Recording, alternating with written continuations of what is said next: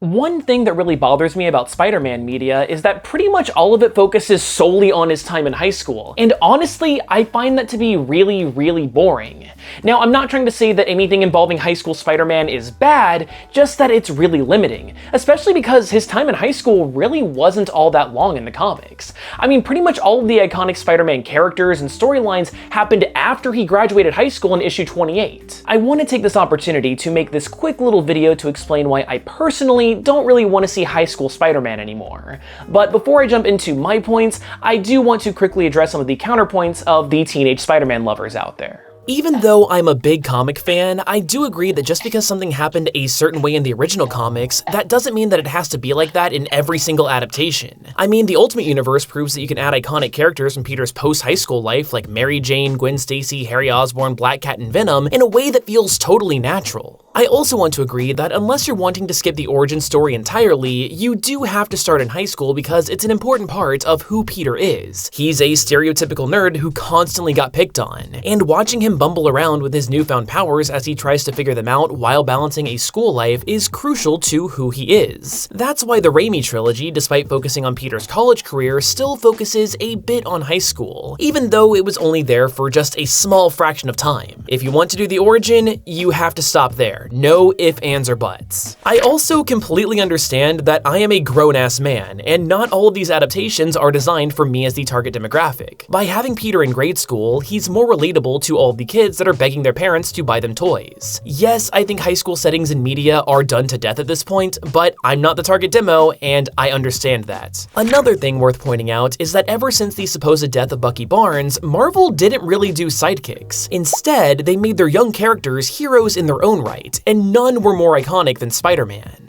Being a teenage hero is baked right into the character's DNA, but he's grown so much since then. In the grand scheme of things, Peter's high school life was so short-lived that it was just never really that important. Again, he was only in high school for 3 years of his entire comic run, which has been going on for decades. While it did set up the core of who Peter is as a character, it was just that. Setup. It did build a strong foundation, and since then, decades of stories have built upon it. The biggest component of Peter's character is the balance of power and responsibility. Yes, high school kids have their fair share of responsibilities, but not more than most adults. By keeping Peter as a teenager, writers are limiting the responsibilities in his life that he has to juggle. To me, a huge part of what makes Spider-Man a fun and compelling character is how he's constantly trying to balance everything in his life, and how everything keeps screwing up around him. The balance of school life and superheroics and being in time for dinner is fun and all, but that particular dynamic at this point has been done many times. Teenage heroes are a dime a dozen these days, and in my opinion, seeing how superheroics get in the way of stuff like a job, romantic and personal relationships, funerals, and more adult situations is infinitely more interesting. It's not just the overused trope of I've got to do this,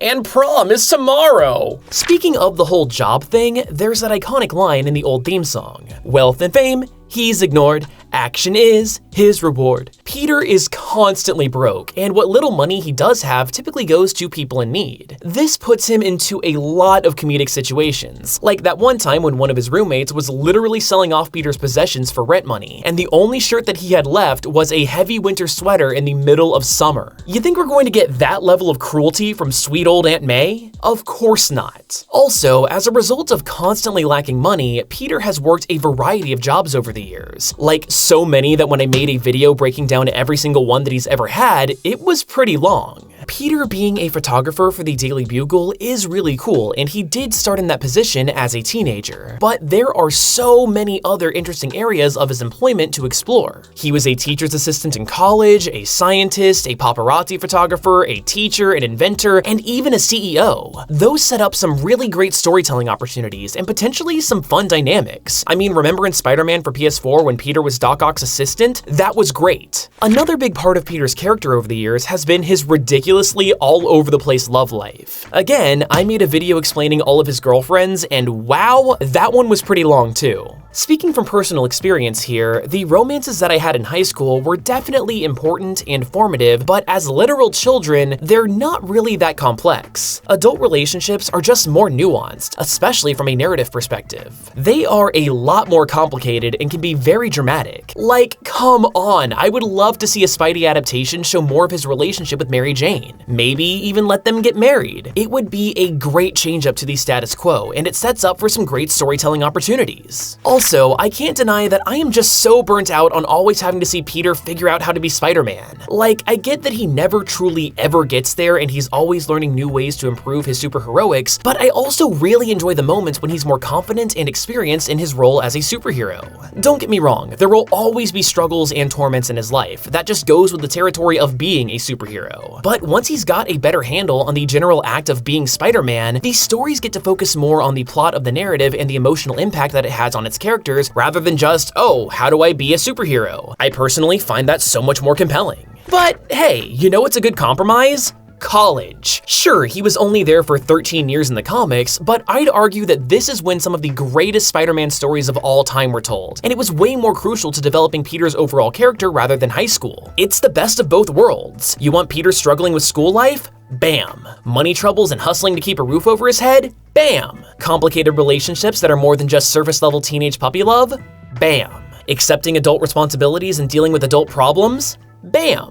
Spider-Man in college makes so much sense that the comics just keep finding excuses to bring Peter back to this collegiate setting. I think that College Peter is a great move overall, but hey, even if this gets too stale, then you can pretty much do everything I just mentioned with Peter as an adult, because honestly, you don't even need him in order to have great stories of Spider-Man in school. Oh, look at that, it's Miles Morales. Seriously, with two Spider-Men, you can have your cake and eat it too. Miles is an interesting character in his own right, and in the 9 years since his debut, he's always been a teenage character. His recent books have been really good, and the unique aspect of his elite school already sets him at least a little bit apart from the dozens of teenage heroes that we've seen in the past. Also, Miles Morales is a modern character for a modern age. You can update Peter all you want, but especially as nerd culture becomes more and more of just, you know, regular culture, he's becoming an outdated stereotype. I also just really like the mentor relationship that Peter has with Miles. The two of them learn from each other, and together I think they become greater than the sum of their parts in terms of narrative potential. Like, Batman is definitely cool and all, but he can be a little one note on occasion. Nightwing, the first Robin, also had a tragic backstory, but with proper guidance and having the insane training perfected and taught to him directly from Batman, instead of having to travel the world for years to learn it all himself, he's able to be a much different type of hero, and personally, he's one of my favorite characters in all of comics. Miles and Peter haven't had the years to build up that sort of relationship yet, but we're already seeing the seeds of it being planted, and I am really excited to see what they blossom into. Regardless, I think the Raimi trilogy and Spider-Man for PS4 both do a fantastic job of showing how compelling a non-teenage Peter can be, even to a non-comic reading audience. I don't think that the high school setting is bad by any means, and I'm not here to bash the stories that use them, but I think it's hard to deny that it's getting a bit stale.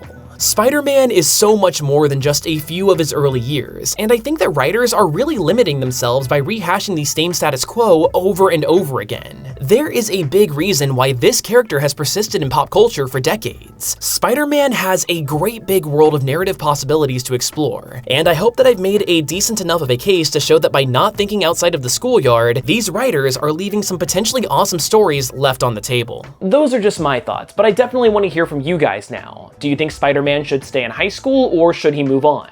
Let me know down there in the comments. But if you like this video, then why not consider subscribing or even watching another one? And if you liked this, well, chances are you probably like Spider-Man, so thankfully I actually have a dedicated playlist with every single one of my Spider-Man videos.